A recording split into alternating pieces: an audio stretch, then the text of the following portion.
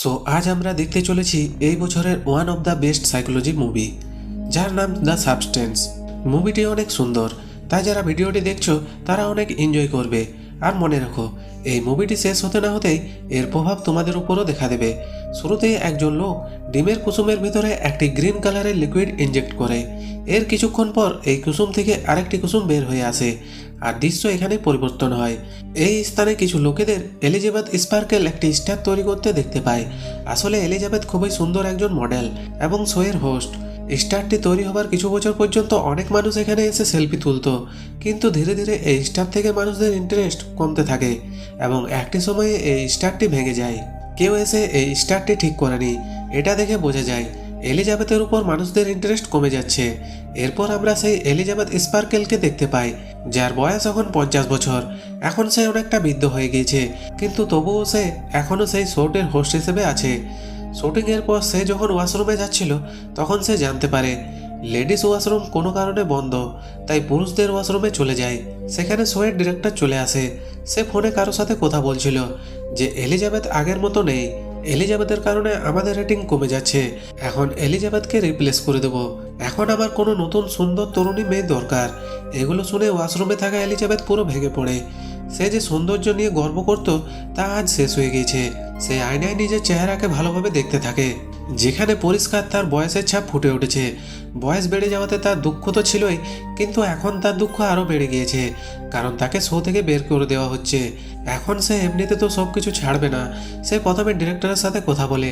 Director বলে, দেখো Elizabeth, আমি তোমার কোনো সাহায্য করতে পারবো না, কারণ আমার শো চলে মানুষদের দিয়ে। তাই আমি মানুষদের সেটা দিতে চাই যেটা তাদের দরকার, অর্থাৎ সৌন্দর্য, আর সেটা তোমার কাছে এখন নেই। ডিরেক্টরের কথায় এলিজাবেথ অনেক কষ্ট পায়। সে সেখান থেকে বেরিয়ে পড়ে, কিন্তু ড্রাইভ করতে করতে ডিরেক্টরের কথাগুলো সে ভাবতে থাকে। এগুলো ভাবতে ভাবতে তার ড্রাইভিং থেকে মনোযোগ সরে যায়, আর রাস্তায় একটি গাড়ির সাথে তার সংঘর্ষ হয়। অদ্ভুত ব্যাপার হচ্ছে, ডাক্তাররা তাকে জানায় এত খারাপ অ্যাক্সিডেন্টের পরও এলিজাবেথের শরীরে কোনো গুরুতর আঘাত লাগেনি। এটা তার ভাগ্য ছিল।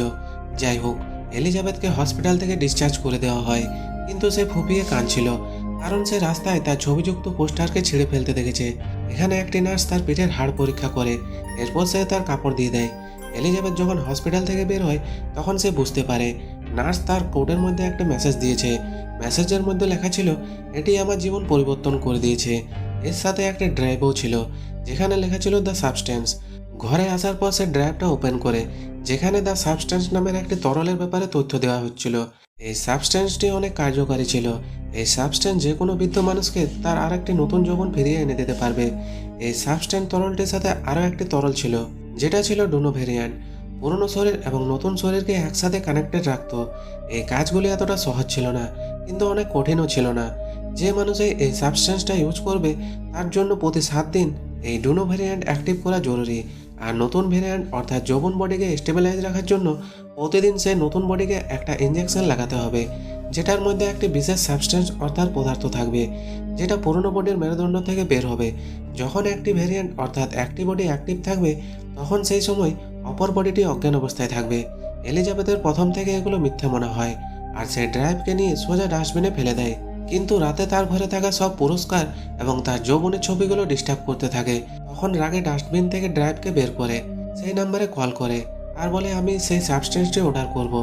ফোনের অপর দিকে যে মানুষটি তার সাথে কথা বলছিল, সে বিশেষ কিছু তো বলেনি, জাস্ট ঠিকানা জিজ্ঞাসা করে আর তাকে একটি জায়গার অ্যাড্রেস দিয়ে ফোনটা কেটে দেয়।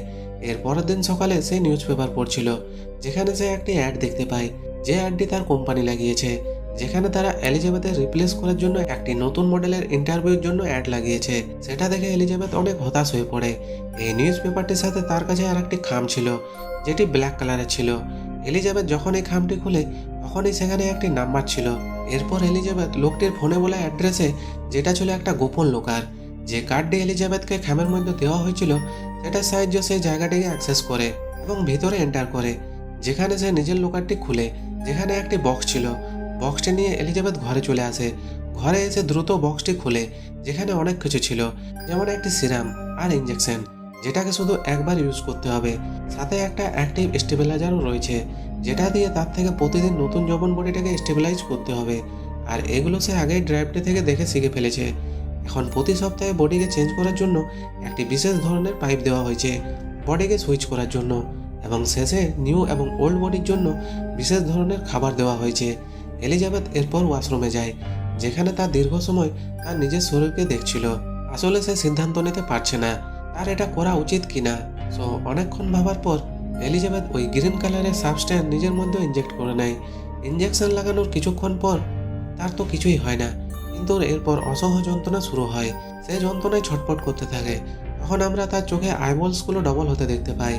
এরপর তার কোমর থেকে পেট পর্যন্ত ফেটে সেখান থেকে একটা নতুন বডি বাইরে আসে। এটা এলিজাবেথের নতুন ভেরিয়েন্ট, অর্থাৎ তার নতুন বডি। এলিজাবেথ যখন তার নতুন বডিকে দেখে সে বিশ্বাস করতে পারে না যে এটা কাজ করেছে। সে এতটাই সুন্দর এবং যৌবন হয়ে গিয়েছে তা সে কল্পনাও করতে পারেনি। অনেকক্ষণ পর তার নিজের সৌন্দর্য দেখার পর এলিজাবেথ তার পুরনো বডির পেছনে সেলাই করতে থাকে, এবং সে তার পুরনো বডিকে বাঁচিয়ে রাখার জন্য কোম্পানি থেকে যে খাবারগুলো দেওয়া হয়েছিল সেটা সেই পুরনো বডিতে প্রবেশ করে। রাতে সে তার সৌন্দর্যকে অনেক উপভোগ করে, কিন্তু সকালে যখন সে ওঠে তখন তার নাক থেকে রক্ত বের হচ্ছিল। তখন সে সেটা সেটিং করতে থাকে। তখন তার মনে পড়ে তাকে তো একটি অ্যাক্টিভ স্টেবিলাইজার দেওয়া হয়েছে শরীরকে ঠিক রাখার জন্য, আর তাকে বলা হয়েছিল প্রতিদিন তার নতুন বডিকে অ্যাক্টিভ রাখার জন্য পুরনো বডির মেরুদণ্ড থেকে সিরাম বের করে নিজের শরীরে প্রবেশ করাতে হবে। তাই সে দ্রুত তার পুরনো বডি থেকে সিরাম বের করতে থাকে। এরপর একদিনের হিসাব অনুযায়ী তার শরীরে সেটা প্রবেশ করায়, যার ফলে সে পুরোপুরি নর্মাল হয়ে যায়। সে এখন অনেক কনফিডেন্স এর সাথে ড্রেস পরে বাইরে বের হয় আর যেতে থাকে শো এর অডিশন দেওয়ার জন্য, যেখান থেকে তাকে বের করে দেওয়া হয়েছিল। সেখানে এলিজাবেথের সৌন্দর্য দেখে সবার হুঁশ উড়ে যায়। ডিরেক্টর তাকে দ্রুত সিলেক্ট করে নেয়। এদিকে এলিজাবেথ তার নাম সু বলে। ইন্টারভিউতে সিলেক্ট হওয়ার পর তার তো মনে পড়ে তাকে প্রতি সপ্তাহে বডি চেঞ্জ করতে হবে। তাই সে একটা বাহানা বানিয়ে তার মা অসুস্থ, তাই তাকে মাসে 2 বার গ্রামে যেতে হয়, অর্থাৎ মাসে 2 সপ্তাহ সে কাজে থাকবে না। ডিরেক্টর কিছু না ভেবে তার এই শর্ত মেনে নেয়। ফাইনালি এই জব সে পেয়ে গিয়েছে। এরপর থেকে সে ওই শো এর শুটিংয়ে অনেক এনজয় করতে থাকে, আর তার একের পর এক স্টাইলিশ ছবি উঠানো শুরু হয়, এবং বলতে বলতে তার ভিডিও এবং অ্যাড পুরো শহরে চলতে থাকে। সে অনেক ফলোয়ার এবং সুনাম দ্রুত অর্জন করে ফেলে। এভাবেই 6 দিন কেটে যায়। এলিজাবেথের এই নতুন বডি থাকতে থাকতে আজ 7ম দিন ছিল, অর্থাৎ বডি শিফট করার দিন। অর্থাৎ আজ থেকে পুরো 1 সপ্তাহ থেকে তার পুরনো বডিতে থাকতে হবে। বডি শিফট করার পর এলিজাবেথ নতুন বডিতে ফুডগুলো অ্যাটাচ করে দেয়। এরপর তার ডিরেক্টর তার পরিশ্রমিকের বিনিময়ে তাকে একটা গিফট দেয়, সাথে তাকে অনেক অপমান করে শো থেকে বের করে দেয়, যার কারণে ঘরে এসে এলিজাবেথের অনেক খারাপ লাগে। যাই হোক, এর পরের দিন এলিজাবেথ নিউজ পেপারের সাথে একটি খাম পায়, যেটা সেই কোম্পানি থেকে এসছে। এখান থেকে তাকে সাবস্টেন্স দেওয়া হয়েছে। খামের মধ্যে একটি মেসেজ ছিল, এখানে বলা হয়েছে তার ফুড চলে এসছে। এরপর এলিজাবেথ সেই স্থানে গিয়ে ফুডগুলো নিয়ে চলে আসে। এখন 7 দিন পূরণ হয়ে যায়, আর এলিজাবেথ সুতে কনভার্ট হয়ে যায়, অর্থাৎ নতুন বডি অ্যাক্টিভ করে ফেলে। এখন সু বডিগুলোকে এভাবে এখানে ফেলে রাখতে পারে না, সে যে কোনো সময় ধরা খেতে পারে। তাই সে সিদ্ধান্ত নেয় সে তার ঘরের ভিতরে একটি দেয়াল ভেঙে সেখানে এলিজাবেথের বডিকে লুকিয়ে রাখবে। তো প্ল্যান অনুযায়ী সু কাজে লেগে পড়ে, কিন্তু এগুলো করতে গিয়ে অনেক শব্দ হচ্ছিল, যার কারণে তাদের আশেপাশের প্রতিবেশীদের অনেক সমস্যা হচ্ছিল। এবং কিছুক্ষণ পর একজন প্রতিবেশী তাকে অভিযোগ দিতে আসে, কিন্তু তখন সে সুয়ের সৌন্দর্য দেখে আর অভিযোগ দেয় না, এবং বলে যদি কোনো সাহায্য লাগে তাহলে আমাকে ডেকে নিও, আমি পাশেই থাকি। কিন্তু সু তো সিগারেট কাজ করছিল, তাই সে লোকটির মুখের উপরে দরজা বন্ধ করে দেয়। এরপর অনেক কষ্ট করে সে ফাইনালি সেই গোপন রুম তৈরি করে ফেলে, যেটার মধ্যে এলিজাবেথের বডিকে লুকিয়ে রাখা হয়, সাথে তার সব ছবিগুলো। এর কিছুদিন পর এলিজাবেথ তার নতুন শো নিয়ে এত মজা করছিল যে এই চক্রে এসে ভুলেই গিয়েছে যে আজ শিফটিংয়ের দিন, সাথে তার পুরনো বডির খাবারও শেষ হয়ে গিয়েছিল। সেদিন সে একটি ছেলেকে তার ঘরে ডাকে, কিন্তু রাতে যখন সে কাজে ব্যস্ত ছিল তখনই হঠাৎ তার নাক দিয়ে রক্ত বের হতে থাকে, সাথে তার পুরো শরীরে যন্ত্রণা শুরু হয়। সে বুঝতে পারে যে আজ তার শিফটিংয়ের দিন ছিল, কিন্তু শিফট করার বদলে তাকে লোভ পেয়ে বসে। সে আরও কিছু সময় নতুন বডিতে থাকার সিদ্ধান্ত নেয়, এবং সে পুরনো বডির মেরুদণ্ড থেকে সিরাম বের করে নিজের বডিতে ইনজেক্ট করে নেয়, যার ফলে সে ঠিক তো হয়ে যায়। কিন্তু এর পরিণাম কী হবে তা আমরা সামনে জানতে পারবো। 7 দিন অর্থাৎ মোট 14 দিন সু ওই নতুন বডিতেই থেকে যায়, কিন্তু এরপর সে যখন বডি শিফট করে তখন সে দেখে তার একটি আঙুল খারাপ হয়ে গেছে, আর এটা শুধু তার অসাবধানতার কারণে হয়েছিল। এলিজাবেথ টেনশনে এখন কোম্পানিতে ফোন করে আর তাদের জিজ্ঞাসা করে আমি একটা বড় ভুল করে ফেলেছি, আমি আমার বডি শিফট করিনি, যার কারণে আমার একটি আঙুল খারাপ হয়ে গেছে। এটা ঠিক করার কি কোনো সলিউশন আছে? তখন কোম্পানি জবাব দেয় এটার কোনো সমাধান নেই, যেটা হয়ে গেছে সেটা ঠিক করা যাবে না। আর এটা শুনতে সে অনেক ভয় পেয়ে যায়। কোম্পানি তাকে বোঝায়, তুমি দুজন না, তোমার শরীর থেকে তোমার আরেকটি শরীর বের হয়েছে, তোমায় সতর্ক থাকতে হবে। তো যাই হোক, এলিজাবেথ তার নতুন ফুডগুলো নিয়ে একটা রেস্টুরেন্টে পৌঁছায়, যেখানে সে একজন বৃদ্ধ লোককে দেখতে পায় যে তার সাথে অদ্ভুতভাবে কথা বলছিল। এলিজাবেথের মনে পড়ে এই বৃদ্ধ লোকটির হাতে তেমন চিহ্ন আছে যেমনটা মেডিকেলে এসে নার্সের হাতে দেখেছিল, অর্থাৎ এটা সে নার্সের ওল্ড বডি। বৃদ্ধাকে জিজ্ঞাসা করে, তোমার নতুন বডি তোমাকে খাওয়া শুরু করেছে কি? এটা শুনে এলিজাবেথ ভয় পেয়ে সেখান থেকে বেরিয়ে পড়ে। সে ঘরে এসে সিদ্ধান্ত নেয় সে তার পুরনো বডিতে খুশিতে থাকতে চায়। সে তার বন্ধুকে ফোন করে দেখা করার জন্য। এরপর সে অনেক সুন্দর কাপড় চোপড় পরে রেডি হয় আর সুয়ের মতো সে মেকআপ করে। কিন্তু যখন সে বাইর হচ্ছিল তখন সে সুয়ের যৌবন বডির পোস্টার দেখতে পায়, যার ফলে তার সমস্ত কনফিডেন্স শেষ হয়ে যায়। সে এর আগে তার মেকআপ এবং চুলগুলো এলোমেলো করে ফেলে। ডিপ্রেশনের কারণে সে অনেক খাবার খেয়ে ফেলে। এর পরের দিন দেখা যায় সে নতুন বডিকে সুইচ করে ফেলে, আর এটা শোয়ের সময় ছিল। দেখা যায় শো যখন শুটিংয়ে ডান্স করছিল তখন সে তার শরীরে কিছু পরিবর্তন দেখতে পায়। সে ঘাবড়ে গিয়ে শুটিং ছেড়ে ওয়াশরুমে চলে যায়, যেখানে তার কোমরে থাকা এক্সট্রা কিছু একটা তার নাভি দিয়ে বের করে। তখন সে দেখে এটা একটা চিকেন যেটা সে রাতে খেয়েছিল। এটা দেখতেই সে খুব ভয় পেয়ে যায় আর তার চোখ খুলে যায়, অর্থাৎ এতক্ষণ সে স্বপ্ন দেখছিল। সকাল হওয়ার পর সে সত্যি সত্যি বডিতে সুইচ করে শোতে চলে আসে, কিন্তু সেখানে গিয়ে এসে এটা দেখে সে ঘাবড়ে যায় যে সবাই শুটিংয়ের জিনিসপত্র গোছাগুছি করছিল। একজন লোক বলে আজ থেকে শুটিং চলবে না। ঘাবড়ে যাওয়ার পর সে ডিরেক্টরের কাছে যায়, যেখানে পরিচালক তার টেনশন খুশিতে বদলে দেয়। এটা বলে যে এটা এখন নর্মাল শো নয়, এটি একটি বিখ্যাত শো হয়ে গিয়েছে। সাথে সে শোকে নিউ ইয়ার হোস্ট করতে বলে। এটা শুনে তার খুশির ঠিকানা থাকে না, আর সে কিছু না ভেবে ডাইরেক্টরকে হ্যাঁ বলে দেয়, যদিও সে জানে না নিউ ইয়ার সেদিন ছিল যেদিন তার বডি শিফট করতে হবে। এরই মাঝে তাকে আবার লোক পেয়ে বসে। সে তার নতুন বডি ছেড়ে পুরনো বডিতে যেতে চাইছে না, তাই সে অনেকদিন নতুন বডিতে থাকতে শুরু করে। সাথে এই বডিকে অ্যাক্টিভ রাখার জন্য সে প্রতিদিন পুরনো বডি থেকে সিরাম বের করে তার শরীরে প্রবেশ করায়, যেটার প্রভাব তার পুরনো বডির উপর পড়বে। এখন অনেকদিন পর সু যখন বডি শিফট করে তখন সে দেখে এলিজাবেথ পুরো বুড়ো হয়ে গেছে, কারণ তার বডি থেকে অনেক সিরাম বের হয়েছে। সাথে সে পুরনো বডিকে অ্যাক্টিভ করেনি। এলিজাবেথ এখন তার অবস্থা দেখে তার নিজের উপরে ঘৃণা করতে থাকে। সে রাগে তার ঘরে থাকা সব সুয়ের ছবি ছিঁড়ে ফেলে। সাথে সে তার রুমের জানালাতে একটি বড় পর্দা লাগিয়ে দেয়, যেখান থেকে সুয়ের একটি বিলবোর্ড দেখা যায়। এলিজাবেথ কোম্পানিতে কল করে এবং বলে, এসব কিছুর কি সলিউশন আছে? আমি কি আমার আগের বডি ফেরত পেতে পারি? কোম্পানির লোক বলে, আপনাকে প্রথমেই বলা হয়েছে যেটা হয়ে গেছে সেটা আর বদলানো যাবে না, তবে এটি আপনার হাতে যে আপনি সবকিছু থামাতে চাইলে আপনি এখনই থামাতে পারেন। এরপর আপনার ওল্ড ভেরিয়েন্ট অর্থাৎ আপনার পুরনো বডিটির সাথে আপনাকে পুরো জীবন কাটাতে হবে। কিন্তু এটাতে এলিজাবেথ রাজি হয় না, সে ডিপ্রেশনে পড়ে যায়। এরই মাঝে তার কাছে অফিস থেকে কল আসে। সে দ্রুত বডি শিফট করে নেয়। এবার সে তার ওল্ড বডি থেকে একসাথে 3 মাসের সিরাম বের করে নতুন বডিতে ইনজেক্ট করে নেয়। আসলে এই দুই বডি অর্থাৎ নিউ এবং ওল্ড বডির মাইন্ড সেম, তাদের বুদ্ধি এবং জ্ঞান সব সেম, কিন্তু বয়সের দিক থেকে পার্থক্য হওয়ার কারণে নতুন বডিটি অর্থাৎ সুয়ের বডির চিন্তা ভাবনা ভিন্ন। তাই এলিজাবেথ যখন তার নতুন বডিতে আসে তখন নিজের সুন্দর এই শরীর দেখে সে লোভে পড়ে যায়। সে আর এলিজাবেথের মতো চিন্তা করতে পারে না, কোনো কিছু ভাবার চেষ্টা করে না, যার কারণে সে ভুল কাজ করে বসে। যাই হোক, এই 3 মাস এলিজাবেথ নতুন বডিতে অনেক এনজয় করতে থাকে। সে এই 3 মাস এতটাই খুশি ছিল যে সে ভুলে গিয়েছে যে তার একটি ওল্ড বডি আছে। আর বলতে বলতে নিউ ইয়ারের রাত্রে চলে আসে। সে আজও একটা ছেলেকে ঘরে এনেছে, কিন্তু তখন সে বুঝতে পারে তার শরীরে থাকা সিরামগুলো শেষ হয়ে গিয়েছে। তাই সে ওল্ড বডি থেকে আরও সিরাম বের করতে চায়, কিন্তু আজ কোনো সিরাম বের হয় না। এটা দেখে সে ভয় পেয়ে যায় আর কোম্পানিকে সে ফোন করে আর জিজ্ঞাসা করে আজ ওল্ড বডি থেকে কোনো সিরাম বের হচ্ছে না, এখন কি করা উচিত। কোম্পানির লোকগুলো বলে, যদি সেই বডি থেকে সিরাম বের না হয় তাহলে এর মানে হচ্ছে আপনি সব সিরাম ইউজ করে ফেলেছেন। এখন আপনাকে ওল্ড বডির শরীরে নতুন সিরাম তৈরি হওয়া পর্যন্ত অপেক্ষা করতে হবে, ততক্ষণ আপনি বডি সুইচ করে চলুন। এটা শুনে সুয়ের অবস্থা খারাপ হয়ে যায়। সে কিছু ভাবা ছাড়া ওল্ড বডিতে সুইচ করে ফেলে, আর এই আওয়াজগুলো সেই ছেলেটা শুনে ফেলে।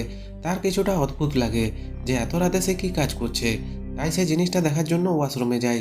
কিন্তু এই বুড়ো এলিজাবেথ দ্রুত ওয়াশরুমের দরজা লক করে দেয়।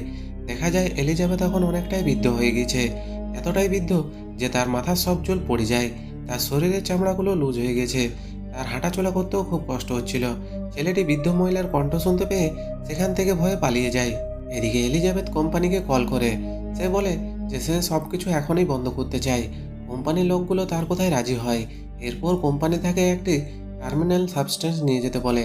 এলিজাবেথের বডি অনেক খারাপ দেখা যাচ্ছিল, তাই সে যতটুকু পারে কাপড় দিয়ে নিজের শরীরকে ঢেকে নেয়।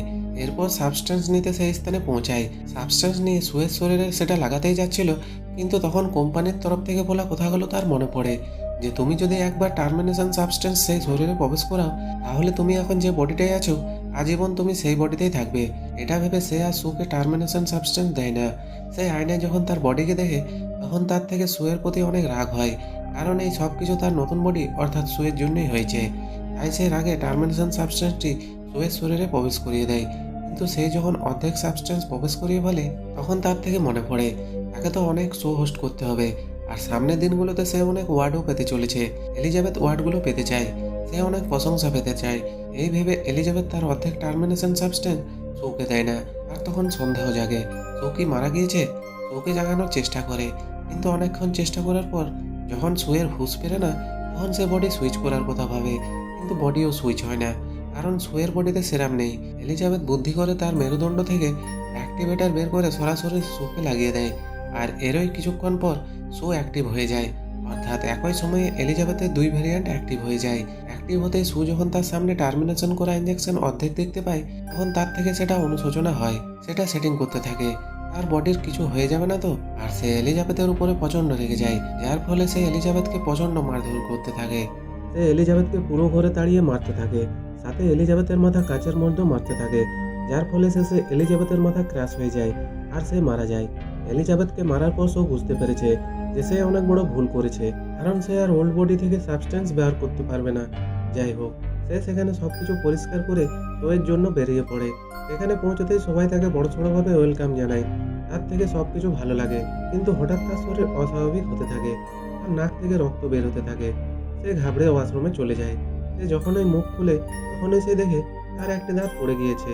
সে যখন আরেকটি দাঁত টাচ করে, তখন সেটাও খুলে পড়ে। সে এখন বুঝতে পেরেছে এলিজাবেথকে মারার ফলে তার বডি দুর্বল হয়ে যাচ্ছে, তার প্রতিটি অঙ্গ প্রত্যঙ্গ চামড়া শুকিয়ে কাগজের মতো হয়ে যাচ্ছে। এখন সে যদি বেঁচে থাকতে চায়, তাহলে তার থেকে কোনোভাবে সিরাম বের করে লাগাতে হবে। তাই সে তার ঘরের দিকে যেতে থাকে, কিন্তু যখন সে লিফটে ছিল, তখন তার হাতের নখগুলো খুলে যাচ্ছিল, তাতে তার একটি কান ছেড়ে পড়ে যায়। তার থেকে খুব যন্ত্রণা হতে থাকে, তাতে সে খুব ভয় পেয়ে যেতে থাকে। কিন্তু তখনই লিফটে একজন লোক ওঠে, আর লোকটি যতক্ষণ লিফটে ছিল সে নিজেকে নর্মাল দেখাতে থাকে, যেন এখানে কিছুই হয়নি। এরপর সে দ্রুত ঘরে যেতে থাকে। যাওয়ার সময় তার মনে পড়ে কোম্পানির তরফ থেকে তাকে প্রথমে যে সিরামটি দেওয়া হয়েছিল, সেখানে কিছু সিরাম রয়ে গেছে, কিন্তু সিরামটিতে লেখা ছিল এটা শুধু একবারই ব্যবহার করা যাবে। কিন্তু সে কোনো কিছুর পরোয়া না করে সিরাম দিয়ে নিজের শরীরে ইনজেক্ট করে নেয়, আর এটা করার পর তার অনেক বেশি যন্ত্রণা হতে থাকে। প্রথমের মতো পিঠ ছিঁড়ে ভিতরের থেকে সু এবং এলিজাবেথের মিশ্রণে অদ্ভুত এক ভ্যারিয়েন্ট বাইরে বের হয়ে আসে, যেটাকে দেখতে ভয়ঙ্কর এক মনস্টারের মতো লাগছিল। পুরো একটি বিকৃত শরীর। সোয়ের মানসিক অবস্থা এতটাই খারাপ হয়ে যায় যে সে বুঝতে পারে না সে এখন কি হয়ে গিয়েছে। সে এখন ডিসাইড করতে পারছে না সে এখন সবার সামনে যেতে পারবে কিনা। এলিজাবেথ তার হাইব্রিড মুখের উপর তার একটা ছবি লাগিয়ে শোতে চলে যায়, কিন্তু যখনই সে স্টেজে মাইকের সামনে আসে, তখন তার মুখ থেকে ফটোটি পড়ে যায়, আর সবাই তার ভয়ঙ্কর চেহারা দেখতে পায়। অডিটোরিয়ামে থাকা সবাই স্তব্ধ হয়ে যায়। তখনই তার শরীরের ভেতর থেকে কিছু একটা বাইরে বের হয়ে আসে। সবাই ভয়ে চিৎকার শুরু করে, মানুষ এদিক ওদিক পালাতে শুরু করে। তখন একজন লোক একটি ব্যাট দিয়ে এলিজাবেথের মুখে আঘাত করে, যার ফলে তার মুখ ফেটে এদিক ওদিক পড়ে যায়, আর তার বডি থেকে বের হওয়া রক্ত এখানে থাকা সবার গায়ের উপরে পড়ে যায়। সবাই ভয়ে এদিক ওদিক ছোটাছুটি করতে থাকে, আর এলিজাবেথের বডি ফেটে দুই টুকরো হয়ে যায়। আর সেখান থেকে অদ্ভুতভাবে এলিজাবেথের বডি কোনো হেজড়ানো পোকার মতো বাইরে বের হয়ে চলে আসে, আর সেটা সেখানে গিয়ে পৌঁছায় যেখানে এলিজাবেথ স্পার্কেল নামে স্টারটি ছিল, আর পুরো বডি শেষ হয়ে গেছে। আর তার চেহারাটি অদ্ভুতভাবে স্টারের উপর বসেছিল, যেটা কিনা আকাশের দিকে তাকিয়ে হাসছিল। আর তখনই সেটাও ফেটে যায়, আর এখানে শুধু রক্তগুলি পড়ে থাকে। এর পরের দিন সকালে পরিচ্ছন্নতা কর্মী সেখানে সবকিছু পরিষ্কার করে ফেলে, আর এই মুভি এখানে শেষ হয়ে যায়। ভিডিওটি ভালো লাগলে লাইক কমেন্ট করে দাও। দেখা হচ্ছে নতুন কোনো ভিডিওতে। ততক্ষণে সবাই ভালো থেকো, সুস্থ থাকো।